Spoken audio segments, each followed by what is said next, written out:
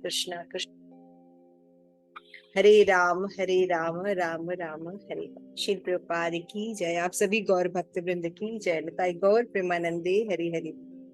तो जैसा आप सब जानते हैं कि हमने श्रील प्रभुपाद की स्मॉल बुक है वो ईश उपनिषद शुरू की, राइट। और हमने कल ये देखा कि जो उपनिषद होते हैं वो श्रुति में आते हैं, है ना। और श्रील प्रभुपाद ने सभी उपनिषद में सबसे प्रथम उपनिषद है ईशोपनिषद, उसमें अपनी टीकाओं के साथ हमें प्रदान किया है। तो आइए इसको सबसे पहले आज हम भूमिका कंप्लीट करेंगे। भूमिका 2-3 दिन लगेंगे करने में क्योंकि काफी लॉन्ग है भूमिका। तो भूमिका में सबसे पहले आप लोगों को ये समझना होगा कि श्रील प्रभुपाद ने यजुर्वेद का अंश है। 4 वेद होते हैं, है ना। तो यजुर्वेद का अंश है। और उपनिषद का मतलब क्या होता है? उप मतलब नजदीक, और नी मतलब होता है कि नीचे वो उपनिषद। उप का मतलब होता है नजदीक और निषद का मतलब होता है बैठना, है ना। नीचे बैठना, नी माने नीचे और ईषद मतलब होता है बैठना। यानी अगर आपको कोई ज्ञान लेना है, वो परम सत्य के बारे में ऑथेंटिक ज्ञान लेना है, ऑथराइज्ड सोर्स से ज्ञान लेना है, तो आपको क्या करना पड़ेगा? उप यानी नजदीक जाना पड़ेगा, नीचे बैठना पड़ेगा और नीचे होना पड़ेगा और नीचे बैठकर ज्ञान लेना पड़ेगा। समझ में रहा? तो जैसे भगवत गीता में बताया गया, एवं तत्वविदम तत्वम, बताया ना, नहीं तद्वदि प्रणिपातेन परिप्रश्नेन सेवया उपदेशयन्ति ते ज्ञानम्।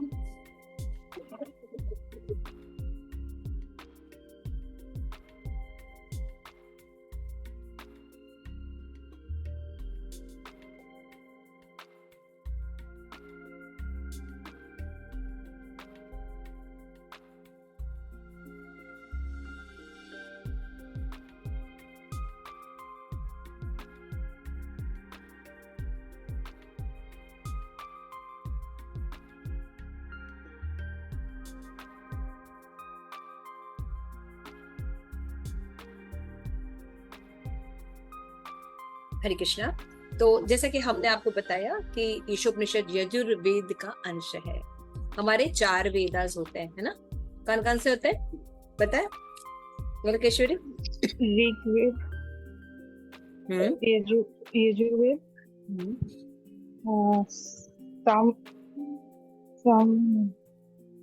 सामवेद और सामवेद, अथर्ववेद।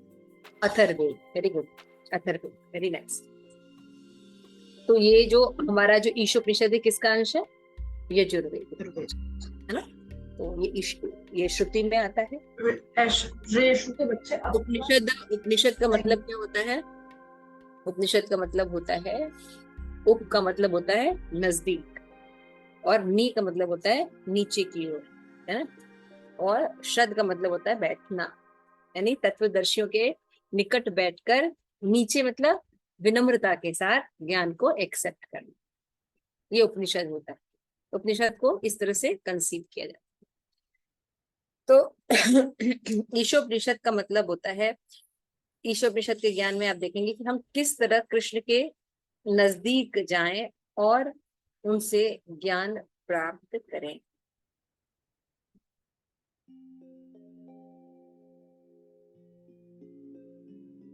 तो ईशोपनिषद पढ़ने के बाद आपको क्या होगा? आप बहुत ज्यादा कृष्ण के निकट अपने आप को महसूस करेंगे, है ना। तो अभी आप देखेंगे कि ईशोपनिषद के 6 भाग हैं। अभी देखेंगे भूमिका है ना। फिर उसके बाद जो है 1 से लेके 3 में बताया गया है मंत्रा में कि भगवान, जीव और प्रकृति के साथ संबंध क्या है। उसके बाद 4 से लेके 8 तक श्लोका में बताया गया है अचिंत्य भगवान और महाभागवत भक्त द्वारा ही गम्य है। भगवान कैसे जाने जा सकते हैं? भगवत भक्तों के द्वारा और महाभागवत भक्तों के द्वारा और भगवान के द्वारा। फिर 9 से 11 नंबर श्लोक में हम देखेंगे कि ज्ञान और अज्ञान के संवर्धन की तुलना की गई। अगर आप ज्ञान को लेके चलेंगे तो क्या क्या होने वाला है आपके साथ, और अज्ञान को लेके चलने वाले तो क्या क्या होने वाला, राइट। तो एक बार मैं रिपीट कर दे रही हूँ। पहले भूमिका है, इसमें वैदिक ज्ञान के महत्व को क्यों लेना चाहिए, वैदिक ज्ञान क्यों हम पढ़ें उपनिषद, है ना। फिर 1 से लेके आपका 3 श्लोका तक बताया गया है कि भगवान जीव प्रकृति के साथ किस तरह संबंध है, ठीक है ना, और वो कैसे पूर्ण है, ये एक्सप्लेन किया गया। फिर 4 से 8 में बताया गया है कि भगवान अचिंत्य भगवान और महाभागवत भक्त द्वारा ही गम्य है, इस बात को आप सीखेंगे। फिर 9 से 11 नंबर श्लोक में आप देखेंगे ज्ञान और अज्ञान का संवर्धन की तुलना की जाएगी, बताया जाएगा क्या क्या होता है। फिर 12 से लेके 14 नंबर श्लोका तक आप देखेंगे कि निरपेक्ष और सापेक्ष का तुलनात्मक अध्ययन होगा, है ना, कि निरपेक्ष ज्ञान लेके चलेंगे तो क्या होगा और सापेक्ष ज्ञान लेके चलेंगे। 2 तरह के सत्य होते हैं ना, एक पर एब्सोल्यूट ट्रुथ होता है और एक जो होता है वो होता है ये भौतिक जगत का सत्य, सापेक्ष सत्य। 2 सत्य होते हैं, परम सत्य और सापेक्ष सत्य, तो दोनों का तुलनात्मक अध्ययन बताएगा। फिर आपका 15 से 18 तक में बताया गया है कि भगवान के दिव्य स्वरूप का वर्णन करते हैं और उसमें फिर कैसे भगवान से वो प्रार्थना करते हैं, ठीक है, ये आपको एक्सप्लेन किया गया। Priya, why you can't open your video? माता जी मैं एक्चुअली कपड़े डाल रही थी, बस 2 मिनट माता जी। ठीक, कोई बात, कर लीजिए। अभी हम तो ऐसी बात बता रहे हैं कि सिंपल है, और जी, इसको 2 मिनट में ऑन करती हूँ। हाँ, कोई बात, इसको नोट डाउन कर लीजिएगा आराम से, क्योंकि वीडियो ओपन होने से क्या होगा ना, आप डायरेक्ट, मैं भी आप लोगों को देख पाऊंगी तो मुझे समझ में आता है कि आप लोगों को क्या समझ में आता है। तो भी भूमिका है, भूमिका आपके पास बुक है, गुलकेश्वरी आपके पास बुक है ना बेटा? ओपन द बुक, है ना। तो वेदों की शिक्षाएं, तो ये जो शिल प्रभुपाद की जो भूमिका है, ये शिल प्रभुपाद ने लंदन इंग्लैंड में एक प्रवचन दिया था। जब भी शिल प्रभुपाद कोई बुक लिखते थे उसके बाद वो क्या करते थे, उसके बारे में जरूर लेक्चर देते थे, है ना, कहीं भी, ताकि उसके बारे में लोगों को पता चल सके क्या है क्या नहीं है। तो शिल प्रभुपाद ने जब ये बुक ईशोपनिषद लिखी और पब्लिश्ड हुई, तो शिल प्रभुपाद ने इसी बुक के ऊपर उन्होंने इंग्लैंड में जाके प्रवचन दिया। तो उनके शिष्यों ने पूछा कि क्या इस बुक के भूमिका के रूप में हम इसको ले सकते हैं? तो शिल प्रभुपाद ने कहा हाँ बिल्कुल ले सकते हैं, क्योंकि इसमें इंट्रोडक्शन बताया गया है, ठीक है। तो थोड़ा पढ़ना शुरू करेंगे, गुलकेश्वरी आप पढ़ेंगे? जी माता जी, पढ़िए। वेदों की शिक्षाएं। कृष्ण कृपा मूर्ति श्री श्रीमद एसी भक्ति वेदांत स्वामी प्रभुपाद द्वारा 6 अक्टूबर 1969 को कॉन्वे हॉल लंदन इंग्लैंड में दिया गया एक प्रवचन। देवियों तथा सज्जनों, आज के प्रवचन का विषय है वेदों की शिक्षाएं। वेद क्या है? संस्कृत में वेद शब्द की मूल धातु की व्याख्या कई प्रकार से की जा सकती है, लेकिन अनंतः उसका तात्पर्य एक ही है। वेद का अर्थ है ज्ञान। कोई भी ज्ञान जिसे आप स्वीकार करते हैं वह वेद है, क्योंकि वेदों की शिक्षाएं मूल ज्ञान है। बद्ध अवस्था में हमारे ज्ञान में अनेक अपूर्णताएं रहती हैं। बद्ध आत्मा तथा मुक्त आत्मा में अंतर यह होता है कि बद्ध आत्मा में 4 प्रकार के दोष पाए जाते हैं। पहला दोष यह है कि वह त्रुटियां करता ही है। उदाहरणार्थ, हमारे देश में महात्मा गांधी अत्यंत महान पुरुष माने जाते थे, लेकिन उन्होंने अनेक त्रुटियां की। यहाँ तक कि अपने जीवन की अंतिम अवस्था में उनके सहायक ने उन्हें सावधान किया था, गांधी जी आप नई दिल्ली की सभा में ना जाएं। मेरे कुछ मित्र हैं और मैंने उनसे सुना है कि वहां खतरा है, किंतु उन्होंने एक ना सुनी। उन्होंने जाने का हट किया और वे मारे गए। महात्मा गांधी तथा राष्ट्रपति केनेडी जैसे महान व्यक्ति भी, ऐसे अनेक लोग हैं, त्रुटियां करते हैं। त्रुटि करना मनुष्य का स्वभाव है। यह बद्ध आत्मा का एक दोष है। दूसरा दोष है भ्रमित होना। भ्रम का अर्थ है जो नहीं है उसे स्वीकार करना, अर्थात माया। माया का अर्थ है जो नहीं है। प्रत्येक व्यक्ति शरीर को स्व मान बैठता है। यदि मैं आपसे पूछूं कि आप क्या हैं, तो आप कहेंगे मैं मिस्टर जॉन हूँ, मैं धनी व्यक्ति हूँ, मैं यह हूँ, मैं वह हूँ। ये सब देह से संबंधित परिचय है, किंतु आप यह शरीर नहीं है, यह भ्रम है। तीसरा दोष है धोखा देने की प्रवृत्ति। प्रत्येक व्यक्ति में दूसरों को ठगने की प्रवृत्ति पाई जाती है। कोई व्यक्ति पहले दर्जे का मूर्ख क्यों ना हो, किंतु वह भी अत्यंत बुद्धिमान होने का दिखावा करता है। यद्यपि यह पहले कहा जा चुका है कि वह भ्रांति में है और त्रुटियां करता है, लेकिन वह सिद्धांत बनाता है। मैं सोचता हूँ कि यह ऐसा है, वह वैसा है, लेकिन उसे अपनी खुद की स्थिति का भी ज्ञान नहीं होता। वह दर्शन पर पुस्तकें लिखता है, यद्यपि वह अपूर्ण है। यही उसका रोग है, यही धोखाधड़ी है। अंतिम बात यह है कि हमारी इंद्रियां अपूर्ण है। हमें अपनी आंखों पर बड़ा गर्व रहता है। प्रायः कोई व्यक्ति चुनौती देगा, क्या तुम मुझे ईश्वर दिखा सकते हो? लेकिन क्या आपके पास ईश्वर का दर्शन करने के लिए आंखें हैं भी? यदि आपके पास आंखें नहीं हैं, तो आप उनके दर्शन कभी नहीं कर सकोगे। यदि एकाएक कमरे में अंधेरा हो जाए, तो आप अपने हाथों को भी नहीं देख सकते। अतएव आपके पास देखने की शक्ति ही क्या है? अतः हम अपनी इन अपूर्ण इंद्रियों से ज्ञान, वेद प्राप्त करने की अपेक्षा नहीं कर सकते। बद्धावस्था में इन सारे दोषों के होते हुए हम किसी को पूर्ण ज्ञान प्रदान नहीं कर सकते, ना ही हम स्वयं संपूर्ण हैं। अतएव हम वेदों को यथा रूप में स्वीकार करते हैं। आप वेदों को हिंदू कह सकते हैं, लेकिन हिंदू नाम विदेशी है। हम हिंदू नहीं हैं। हमारी असली पहचान वर्णाश्रम है। वर्णाश्रम वेदों के उन अनुयायियों का सूचक है जो मानव समाज में वर्ण तथा आश्रम के 8 विभागों को स्वीकार करते हैं। 4 विभाग समाज के हैं और 4 विभाग आध्यात्मिक जीवन के हैं। यह वर्णाश्रम कहलाता है। भगवत गीता 4.13 में कहा गया है, ये विभाग सर्वत्र पाए जाते हैं क्योंकि ये ईश्वर द्वारा सृजित है। समाज के विभाग हैं ब्राह्मण, क्षत्रिय, वैश्य तथा शूद्र। ब्राह्मण अत्यंत बुद्धिमान वर्ग के उन मनुष्यों का सूचक है जो यह जानते हैं कि ब्रह्म क्या है। इसी प्रकार क्षत्रिय या प्रशासक वर्ग बुद्धिमान मनुष्यों का अन्य वर्ग है। तब वैश्य अर्थात व्यापारी वर्ग आता है। यह प्राकृतिक वर्गीकरण सर्वत्र पाया जाता है। यही वैदिक सिद्धांत है और हम इसे स्वीकार करते हैं। वैदिक सिद्धांत स्वयं सिद्ध सत्य के रूप में स्वीकार किए जाते हैं क्योंकि उनमें कोई त्रुटि नहीं हो सकती। यही स्वीकृति है। उदाहरणार्थ, भारत में गोबर को शुद्ध माना जाता है, फिर भी गोबर पशु का मल है। एक स्थान पर आप यह वैदिक आदेश पाएंगे कि यदि आप मल को छू लेते हैं तो आपको तुरंत स्नान करना होगा, लेकिन दूसरे स्थान पर यह कहा गया है कि गाय का मल गोबर शुद्ध होता है। यदि आप किसी अशुद्ध स्थान को गोबर से लीप दें तो वह शुद्ध हो जाता है। हम साधारणतया यह तर्क कर सकते हैं, यह विरोधाभास है।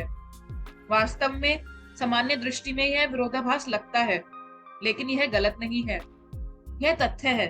कलकत्ता के एक प्रमुख विज्ञानी तथा डॉक्टर ने गोबर का विश्लेषण करके यह पता लगाया है कि इसमें समस्त रोगाणुनाशक गुण पाए जाते हैं।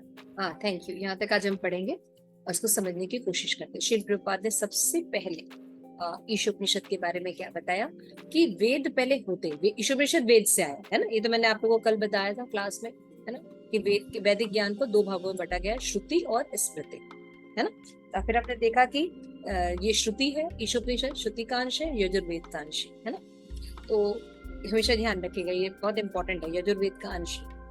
तो श्रील प्रभुपाद ने बताया कि वेद का मतलब होता है विद। विद मतलब क्या होता है? जानना या ज्ञान, है ना। तो वेद शब्द का मतलब ही होता है, विद धातु से बना हुआ है, और वेद का मतलब ही क्या होता है? जानना। तो क्या जानना? तो बताया जाता है कि वेद में मूल ज्ञान जो की शिक्षा जो है वो क्या दी गई है कि बद्ध जीवों में अपूर्णता है, वो शरीर नहीं आत्मा है और वो भगवान के अंश है। ठीक है ना, ये बेसिक ज्ञान वेद का है। तो यहाँ पे बताया जा रहा है, तो जब जो वेद जो है वो अपौरुषेय भगवान के द्वारा रचित है। तो ज्ञान दो प्रकार से लिया जाता है, एक पौरुषेय होता है, एक अपौरुषेय। पौरुषेय ज्ञान मतलब क्या होता है, जो भौतिक पुरुषों के द्वारा दिया जाता है ना। तो जो भौतिक पुरुषों के द्वारा दिया जाता है, उस ज्ञान में प्रॉब्लम क्या होती है कि त्रुटियां होती, लिमिटेशंस होती है ना, लिमिटेशंस होते हैं और त्रुटियां भी होती है। इसीलिए आप देखिए, किसी एक व्यक्ति का ज्ञान सार्वजनिक नहीं किया गया या हमेशा नहीं रहा, है ना। एक ज्ञान दिया गया, एक थ्योरी आई, फिर उसको किसी ने काटा, फिर इसको नया दूसरा एस्टेब्लिश किया गया, ऐसा ही होता है ना। इवन थ्योरी में क्या, आप देखिए कि जो आइटम्स भी होते हैं भौतिक जगत, जैसे अभी आप कंप्यूटर का युग है, लैपटॉप का युग है, मोबाइल का युग है, तो अभी एक वर्जन आता है, फिर उस पर एक दो और उसमें ऐड कर देते हैं, नया मोबाइल आ जाता है ना। तो पुराना वर्जन जो है उसको रिपीट किया जाता है, यानी उसमें वो कमी थी, है ना, उसमें वो कमी थी या त्रुटि थी, तो उसको ठीक करते रहते। लेकिन भगवान के ज्ञान के साथ ऐसा नहीं, ये भौतिक जगत में ऐसा होता है। भगवान का ज्ञान पूर्ण होता है। क्लियर हुआ? भगवान का ज्ञान सदैव पूर्ण रहता है, उसमें कोई त्रुटियां नहीं पाई। तो प्रश्न ये उठता है कि भाई अगर त्रुटियां हैं बद्ध आत्माओं में, तो कौन कौन सी त्रुटियां हैं बद्ध आत्मा में, कौन कौन सी त्रुटियां हैं? तो यहाँ पे बताया गया, हमारी ईशोपनिषद बताती है, में बताया श्री प्रभुपाद ने कि आत्मा, बद्ध आत्मा में 4 दोष तो मिनिमम पाए जाते हैं, उसके अलावा भी बहुत से दोष हैं। जैसे एक फर्स्ट दोष श्री प्रभुपाद ने बताया है, वी डू मिस्टेक्स।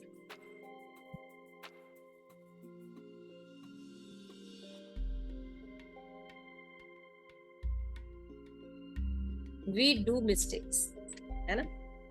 तो मिस्टेक्स का क्या मतलब होता है कि हम बिना त्रुटि के कोई काम नहीं सीख सकते। अब अपने अपने जीवन में देखिए, कोई भी काम कर रहा है,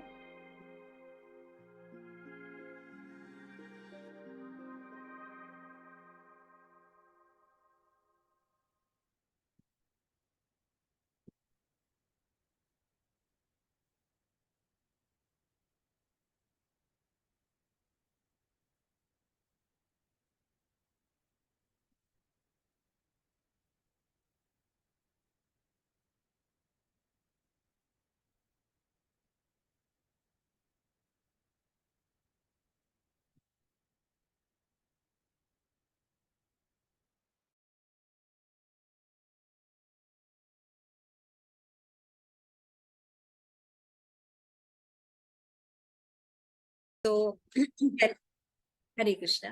तो पहला दोष क्या है, वी डू मिस्टेक्स। अब थोड़ा सा अपने ऊपर थोड़ा सा ध्यान देके देखिए, आपने जीवन में कोई भी काम किया बिना गलतियों के, ऐसा है कि कर लिया है? कोई भी काम, एक छोटा से छोटा, मान लीजिए आपने लिखना शुरू किया, फर्स्ट डे पूरा सेंटेंस लिख दिया ना, क्यों प्रिया, ऐसा ही हुआ? नो, पिकअप करने में ही, पेंसिल पिकअप करने में, इसका ग्रिप बनाने में कितने दिन लगे, है ना। तो तो भौतिक जगत के जितनी बद आत्माएं हैं, वो बिना मिस्टेक के काम नहीं कर सकते। We do mistake, it's a general thing. और जिस दिन हम ये बात को एक्सेप्ट कर लेंगे कि yes we can do mistakes, तो क्या होगा, हमारा फॉल्स ईगो बहुत कम हो जाएगा। मान लीजिए कोई हमें पॉइंट आउट करता है, तुमने ना प्रोजेक्ट तो बनाया, ये फाइल तो आपने बनाई, लेकिन इसमें बहुत से मिस्टेक्स हैं, तुम्हें क्या लगता है, बड़ा बुरा लगता है। रात भर बैठे किए और उन्होंने ऐसे एक बार में बोल दिया ये मिस्टेक्स। घर का कोई व्यक्ति रहेगा कि हाँ भाई प्रिया, वो तो ठीक है, लेकिन लड़कियों को खाना बनाने आना चाहिए, अच्छा खाना बनाने आना चाहिए। हाँ ठीक है, दिन भर कब हम लोग जॉब भी करें, ये भी करें, और खाना तो बनाते ही है ना, फिर भी बोलते रहते हैं हमें ऐसे करते, तुरंत बुरा लगता है ना। कि सब्जी जो है वो ऐसी बनानी चाहिए, या किसी भी चीज के लिए हमें परफेक्ट किया जाता है, तो आप देखिए हमें बुरा लगता है ना, एक बुरा लगता है। और हमारी तरफ हम कभी कभी होता है कि भाई सीनियर है तो हम रिएक्ट नहीं कर सके, लेकिन ग्रज फीलिंग अंदर रहती है, उसने मुझे ऐसा, ऐसा है ना, सिंपल बिहेवियर है ये, एकदम सिंपल बिहेवियर है, ऐसा आता है। अपने अंदर अगर एक संकल्प मंत्र बना लीजिए, आई कैन डू मिस्टेक्स, तो क्या होगा, जैसे मान लीजिए, जैसे कोई व्यक्ति क्रिटिसाइज नहीं, लेकिन जैसे जनरली जैसे आपके फ्रेंड है या कोई बॉस है या कोई बड़ा व्यक्ति जो आपका हित चाहता है, अगर वो आपको कोई चीज बता रहा है कि you have done this is wrong, तो क्या हम लेंगे भाई चीजें, तो क्योंकि फॉल्स ईगो तो है ही, हम कोशिश कर रहे हैं वक्त बनने की, लेकिन फॉल्स ईगो तो है ही, हमारा रियल ईगो तो बहुत कम डेवलपमेंट है। तो फॉल्स ईगो को हमें इंस्ट्रक्ट देना, जैसे कोई ऐसा व्यक्ति जो सचमुच हमारी केयर करता है वो बोल रहा है कुछ, हमारे मन में क्या आना चाहिए, yes we can do mistake. तुरंत जो है क्या कहेंगे, ओ सप्रेस डाउन, गुस्सा भी रहेगा, वो भी रहेगा, लेकिन वो सप्रेस डाउन करने में हेल्प करेगा, है ना। तो जितने भी ह्यूमन बीइंग हैं, तो शिल प्रभुपाद देखिए कितने इंटेलिजेंट है। शिल प्रभुपाद जब ज्ञान दे रहे हैं, तो शिल प्रभुपाद जब एग्जाम्पल भी दे रहे हैं, तो किसका दे रहे हैं, इंडिया के सबसे हाईएस्ट पर्सनालिटी, है ना, महात्मा गांधी। और दूसरा एग्जाम्पल किसका दिया प्रभुपाद ने, राष्ट्रपति कैनेडी। तो वो ये बता रहे हैं शिल प्रभुपाद कि इतने बड़े जो आपके आइकॉन हैं, आपके आइडियल हैं, ये लोग गलतियां करते, तो व्हाट अबाउट यू, है ना। और क्योंकि शिल प्रभुपाद की दूसरी विशेषता है कि प्रभुपाद यूनिवर्सल सोचते हैं, प्रभुपाद की थिंकिंग यूनिवर्सल है, सभी जीवों के लिए सोचते हैं।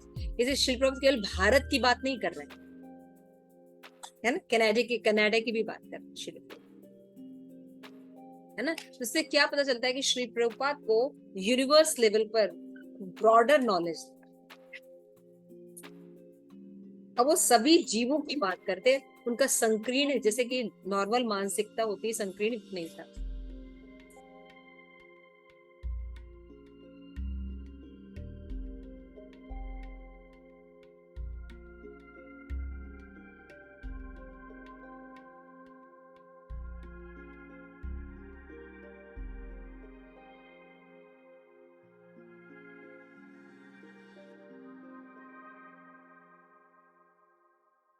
तो कैनेडी का एग्जाम्पल दिया शिल प्रभुपाद से, महात्मा गांधी का एग्जाम्पल दिया, दोनों ने क्या किया, उनको बताया गया, है ना। महात्मा गांधी को बताया गया कि अभी आप दूसरी बार जाने वाले, प्रार्थना में एक बार अटैक हो चुका है, दूसरा अटैक होने वाला, और आपकी जान जाएगी, लेकिन उन्होंने बहुत कैजुअल लिया इस चीज को, ज्यादा इतना ध्यान नहीं दिया, तो क्या हुआ, उनका मर्डर देखेगा। मतलब यू हैव इन्फो, त्रुटि करने का क्या मतलब होता है, इसको एक्सप्लेन करें शिल प्रभुपाद कि you have power, you have information but you can't judge properly, इसको त्रुटि कहते हैं। समझ में रहा है, त्रुटि ऐसा नहीं होता है कि मतलब हम जानते नहीं, हम समझते नहीं, हम जानते भी हैं, हम समझते भी हैं, फिर भी हम गलतियां। हर पैकेट पे लिखा रहता है सिगरेट के कि दिस इज इंजurious फॉर हेल्थ, ये कैंसर की तरफ चला जाएगा, आपको ज्यादा अगर इसको करते हैं तो आपको डैमेज करेगा कलम।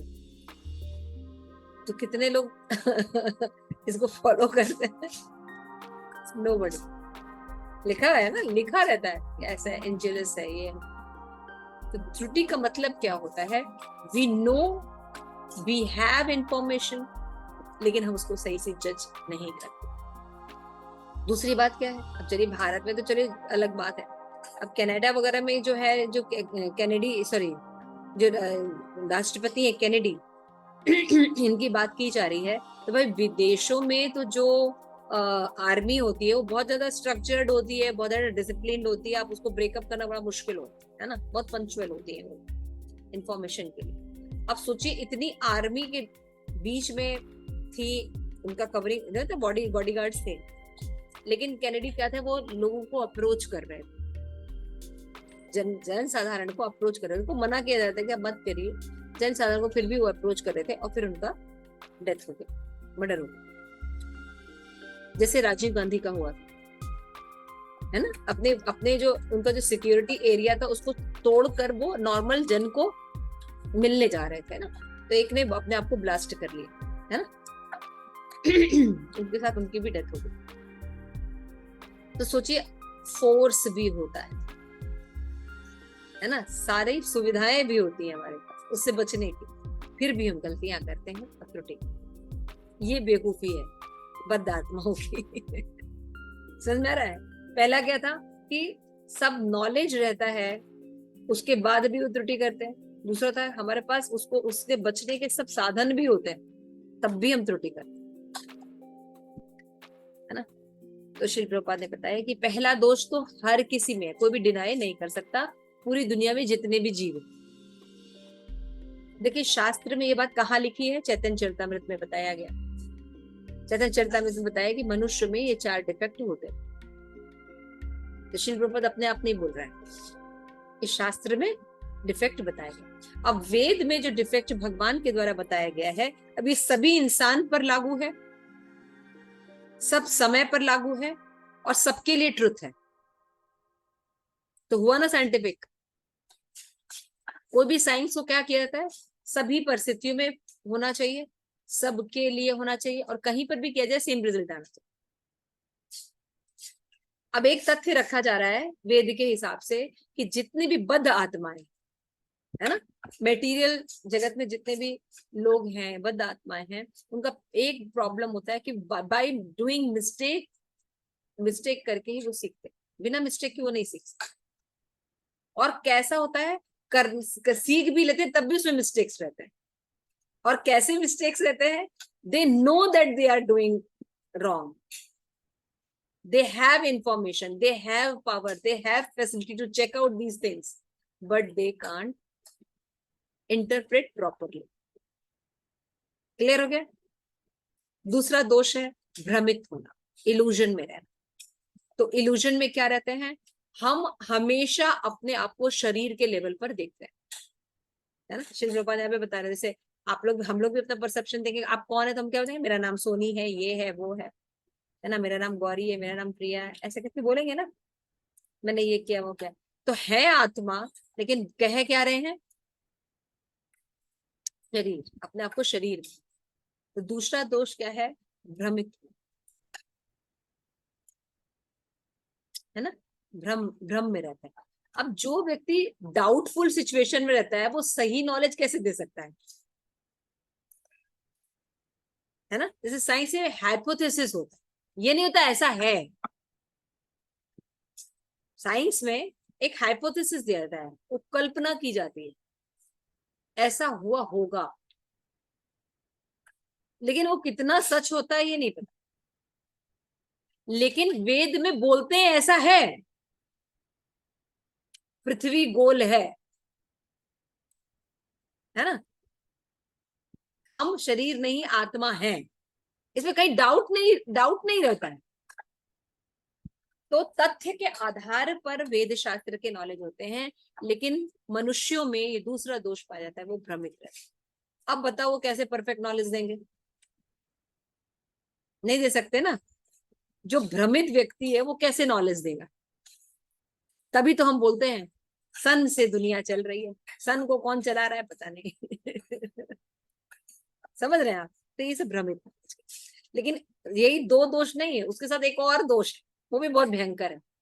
हमने चीटिंग प्रोपेंसिटी है, धोखा देने की प्रवृत्ति। देखिए बड़ा अजीब लगेगा सुनने में, नहीं मेरे अंदर तो ऐसा नहीं है, हम तो ऐसे नहीं है। लेकिन प्रभुपाद कह रहे हैं तीसरा है कि चीटिंग प्रोपेंसिटी, है ना। प्रत्येक व्यक्ति जो है उसमें ठगने की प्रवृत्ति पाई जाती है। 1 नंबर के मूर्ख होते हैं, लेकिन दिन भर दिखाते हैं कि मुझसे अच्छा कोई नहीं है, हम बहुत इंटेलिजेंट है ना। भ्रांतियां रहती, ठीक है ना। अच्छा, एक बार भी भगवत गीता पढ़ा नहीं होगा, लेकिन भगवत गीता के किसी सिद्धांत पर भी कमेंट आ जाए तो 100 लोग अपनी अपनी राय देने लगेंगे। पढ़ा भगवत गीता है नहीं, कितने मजे की बात है ना। तो 1 नंबर के मूर्ख होते हैं, लेकिन सोचते हैं कि वी आर वेरी इंटेलिजेंट। और ये सबके साथ है, सभी जीवों के साथ है ना, श्री प्रभुपाद बताते हैं। इसलिए वो क्या करते हैं? धोखा देने की प्रवृत्ति होती है। तो धोखा देने की प्रवृत्ति की शुरुआत कहाँ से होती है? हम जब धोखा देते हैं भगवान के साथ, भगवान के साथ हमारा रिलेशन है, हम भगवान के अंश हैं, लेकिन हम अपने आप को शरीर मानते हैं, भगवान से अलग। तो धोखा देने का जो बीज है यहीं से शुरू होता है। इसीलिए कोई व्यक्ति धोखा कब नहीं दे सकता, जब वो भगवान की भक्ति करने लगता है। तो भक्ति कोई सेंटिमेंट नहीं है, आप समझने की कोशिश कीजिए। बीज कहाँ से उत्पन्न होता है। हम भ्रष्टाचार खत्म कर देंगे, कर दीजिए, आज तक किसी ने कर पाया? पूर्ण रूप से कभी नहीं किया जा सकता। क्यों नहीं किया जा सकता है? क्योंकि मूल को समझा ही नहीं कि आता कहाँ से है, धोखाधड़ी आती कहाँ से। धोखाधड़ी मूल स्वभाव है हर व्यक्ति। वो अपने आप को धोखा दे रहा है क्या मानकर कि वो शरीर है और भगवान से उसका कोई संबंध नहीं। यहां से शुरुआत होती है। तो ठीक कहाँ करना पड़ेगा? इस संबंध को पहले ठीक करना पड़ेगा, बाकी चीजें अपने आप हो जाएंगी। आप सोचिए, अगर कोई सच में अगर भगवान की ये बात को स्वीकार कर ले कि वो भगवान का दास है, भगवान का भक्त है, तो कितना धोखाधड़ी करेगा दूसरों के साथ। कर सकेगा? आप सोच के देखिए, नहीं करेगा ना। वो अगर दान भी देगा तो जानता है कि ये दान भगवान की तरफ से, भगवान ने इसको क्रिएट किया। किसी के अंदर अगर कोई कोई सारी प्रॉब्लम चल रही है, कोई कमी है, तो वो कमी क्या है? कृष्ण कॉन्शियसनेस की कमी है। और कृष्ण कॉन्शियसनेस देने से सभी चीजें ठीक हो जाए। ठीक है ना। इसी तरह जैसे आप देखते हैं कि समाज में आपने देखा होगा कि कई तरह के जो है वो चीजें हैं। कहीं राजतंत्र है, कहीं लोकतंत्र है, कहीं साम्यवाद है, कहीं पूंजीवाद है ना। तो ये फिलॉसफी लेकर वो अपने अपने देश को चला रहे ना पूरे विश्व में। एग्री कर रहे हैं ये बात, है ना। कहीं राजतंत्र है, कहीं प्रजातंत्र है, कहीं कम्युनिज्म है, कहीं कैपिटलिज्म है। पूरे विश्व की हालत देख लीजिए। जो प्रजातंत्र चला रहे हैं जो देश, उनकी क्या हालत है? सक्सेसफुल नहीं, सारी तरह की टेंशन है और वॉर के पूरे कगार पे हम खड़े हुए, है ना। कोई मॉरलिटी नहीं है, कुछ नहीं है, और सब तनावग्रस्त। अच्छा चलो भाई, तो राजतंत्र को ले लो। तो जो लोग राजतंत्र वाले देश है उनको देख लो, क्या क्या क्या हो रहा है उनसे, उनकी भी सेम स्थिति है। अच्छा ठीक है, फिर बाद कैपिटलिज्म, कैपिटल जो पूंजीवादी लोग हैं उनको ले लो। पूंजीवादी जो देश है उनको भी देखो, उनकी हालत और बदतर। और अभी आप कैपिटलिज्म के बाद मान लीजिए पूंजीवाद के बाद साम्यवाद ले लीजिए, है ना, तो वो उनकी भी हालत और खराब। तो इसका मतलब ये है कि इन थ्योरीज से अगर हम समाज को चलाने की कोशिश कर रहे हैं, तो इससे जो समाज है वो या देश है उसमें कोई प्रगति या तनाव मुक्त स्ट्रेसफुल या मॉरल लाइफ हम नहीं देख पा रहे। आपसी सहयोग सौहार्द नहीं देख पा रहे, नहीं क्रिएट कर पा रहे। तो शिल प्रभुपाद ने कहा क्रिएट कैसे किया जा सकता है? तो शिल प्रभुपाद ने कहा इसको केवल स्पिरिचुअल कम्युनिज्म से क्रिएट किया जा सकता है। स्पिरिचुअल कम्युनिज्म, स्पिरिचुअल कम्युनिज्म क्या है? स्पिरिचुअल कम्युनिज्म में ये बात है कि हमें ये स्वीकार करनी पड़ेगी कि जो सारी प्रॉपर्टी न तो प्रजा की है, न तो सरकार की है, न पूंजीवादियों की है, और न ही साम्यवादियों की। ये सारी संपत्ति कृष्ण की। इसको कहते हैं ईशावास्य सिद्धांत, जो कि ईशोपनिषद का पहला मंत्र है।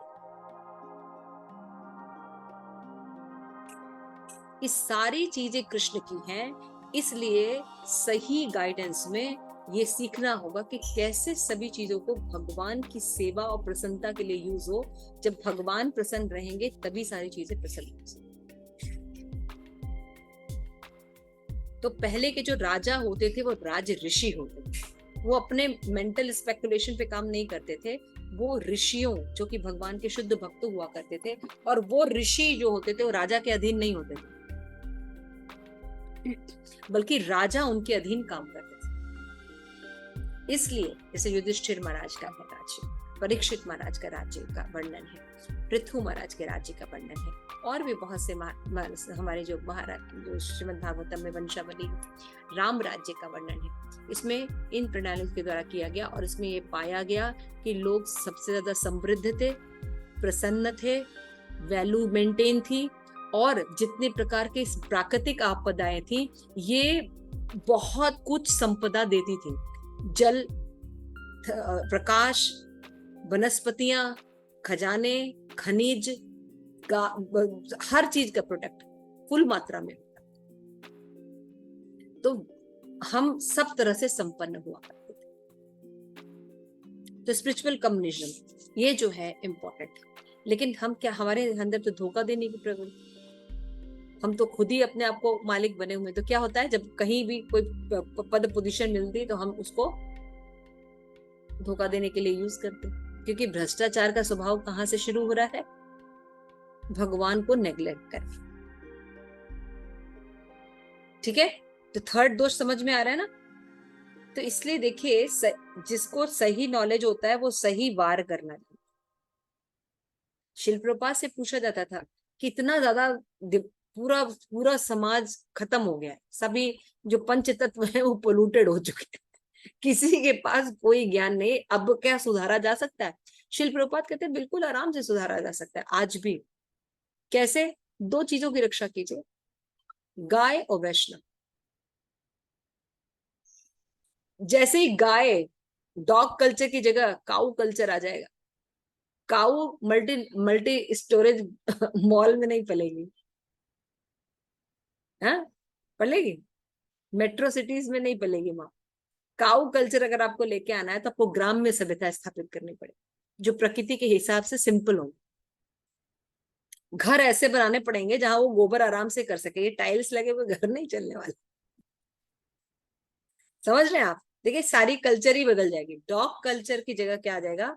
काऊ कल्चर आ जाएगा। खान पान व्यवहार सब बदल गया, सात्विक हो जाएगा, है ना? और वैष्णव रहेंगे तो वैष्णव ये जानते हैं कि कैसे जीवन जीना है, और भगवान ने सब कुछ दे के रखा। तो इन्हीं मीन्स का इस्तेमाल करके वो इसको ब्यूटीफुल बना सकते हैं, और असुर इन्हीं मीन्स का इस्तेमाल करके इसको बेकार कर देते हैं। अपने अपने मेंटल स्पेकुलेशन से लोग चल रहे हैं दुनिया में, समाज में, इसको हम प्रत्यक्ष रूप से देख सकते हैं। तो शिल प्रभुपाद ने खाली इसको बोला नहीं, शिल प्रभुपाद ने इस्कॉन की स्थापना की और स्पिरिचुअल कम्युनिज्म को इम्प्लीमेंट किया। आप देखिए, इस्कॉन में हर देश के लोग एक साथ कृष्ण भक्ति करते हैं बिना लड़ाई के। आप देखिए, वृंदावन में देखिए, मायापुर में देखिए, है ना? हर देश के लोग बाहर लड़ते हैं, लेकिन इस्कॉन में एक एक भक्त दूसरे भक्त से नहीं लड़ता। लड़ता है? तो प्रभुपाद ने इसको एस्टैब्लिश करके भी दिखाया। वो एक साथ गाते हैं, संसारे दाव नल्ली ढलोका प्रणय कारुण्य घना घना प्राप्तस्य कल्याण गुणैव वस्य वंदे गुरु श्री चरणारविंद। उनको पता है कि उनकी लड़ाई किसी व्यक्ति से नहीं है, उनकी लड़ाई है अपने ही अवगुणों से। और उनकी ये दशा किसी व्यक्ति विशेष परिस्थिति के द्वारा नहीं हो रही है, उनके दुखों के कारण वो खुद है। किस लिए? कि भगवान से अपना संबंध विक्षेप कर लिया। तो जीव को करना क्या है? बस अपने आप को भगवान से जोड़ लेना। लेकिन ये इतना आसान नहीं, इट्स नीड ट्रेनिंग। तो ये तीसरा दोष है, धोखा देने की प्रवृत्ति। चौथा जो दोष है ये बहुत इंपॉर्टेंट है। अगेन, जैसे वर्षित प्रभुपाद के कि हमारी इंद्रियां जो है वो सीमित है। कर्ण पाटव, संस्कृत में बोल, कर्ण पाटव, इसको आप पढ़ सकते हैं चैतन्य चरितामृत में। तो इंद्रियां अपूर्ण है। तो कहेंगे ये आप कैसे कह सकते हैं, हमारी इंद्रिय तो बड़ी अच्छी है। अरे भैया, इसको प्रूव करने के लिए कहीं बाहर नहीं जाना है। अब जो आप सोच के देखिए, जो आउल है वो रात में देख सकता है अंधेरे में, कौन सा इंसान अंधेरे में देख सकता है? है ना? कई जानवर जो हैं वो इतनी धीमी आवाज सुन लेते हैं जो कभी मनुष्य सुन सकते हैं। सूंघने की शक्ति, है, हमारी सूंघने की शक्ति बहुत कम है ना? हम अगर इस कमरे में बैठे तो उस कमरे में क्या हो रहा है हमें नहीं पता, दीवार के पीछे, है ना? तो हमारी इंद्रियां सीमित हैं, और सीमित होने पर भी हमने पहले ही पढ़ा, भ्रमित भी होती हैं, रस्सी को सांप समझ लेती हैं। है ना। तो अपूर्ण है इंद्रियां, एक डिस्टेंस तक ही देख सकती हैं, रोशनी में ही देख सकती हैं, है ना। तो इंद्रियां क्या है, अपूर्ण है। और एक इंद्रिय दूसरी इंद्रिय का कार्य नहीं कर सकती। कानों से आप खा नहीं सकते, कानों से आप खा नहीं सकते, लेकिन भगवान क्या करते हैं, आंखों से गर्भाधान कर सकते हैं। समझ में आ रहा है। भगवान एक इंद्रिय का उपयोग दूसरी इंद्रिय से कर सकते हैं। समझ में आ रहा है, लेकिन हम नहीं कर सकते। तो हमारी इंद्रियां अपूर्ण हुई ना, हमारी इंद्रियां अपूर्ण होती है। तो अगर ये मेजर हम 4 मिस्टेक्स को लेके चलते हैं, तो कोई ऐसा मिस्टेक करने वाला, इतना डेंजरस मिस्टेक करने वाला व्यक्ति अगर कोई नॉलेज इस्टेब्लिश करेगा तो वो सबके लिए कल्याणकारी होगा, कभी हो ही नहीं सकता। इसलिए जो पौरुषीय ज्ञान है वो कभी भी सबका कल्याण नहीं कर सकता। और अपौरुषीय ज्ञान जो है भगवान के द्वारा एस्टेब्लिश किया जाता है, और भगवान जो है उनमें कोई भी दोष नहीं पाया जाता, उनमें सब संपूर्णता रहती है। इसलिए भगवान के द्वारा प्रदत्त नॉलेज में सबके कल्याण की बात हो सकती है। तो शिल प्रभुपाद ने बताते हैं हिंदू कहाँ से आए। हिंदू हमारा कल्चर नहीं है। हमें हिंदू नाम तो हिंद के पास रहने वाले लोगों ने, बाहर के लोगों ने दिया, हिंदू हमारा नहीं। हमारा तो वर्णाश्रम प्रणाली या सनातन धर्म हमारा स्वभाव है ना। हम सनातनी हैं, सनातन धर्म हमारा स्वभाव। और सनातन धर्म में या वर्णाश्रम धर्म में होता क्या था कि इस सिस्टम को चलाने के लिए वर्ण और आश्रम होते थे। वर्ण मतलब शरीर के आधार पर भेद, और आश्रम का मतलब होता आत्मा के विकास के आधार पर 4 भेद। तो वर्ण के आधार पर क्या विधेयक है, ब्राह्मण, क्षत्रिय, वैश्य और शूद्र। और आत्मा के प्रगति करने के लिए क्या था, ब्रह्मचर्य, गृहस्थ, वानप्रस्थ और संन्यास। तो इससे क्या हो जाता, मनुष्य का लक्ष्य प्राप्त हो जाता है ना।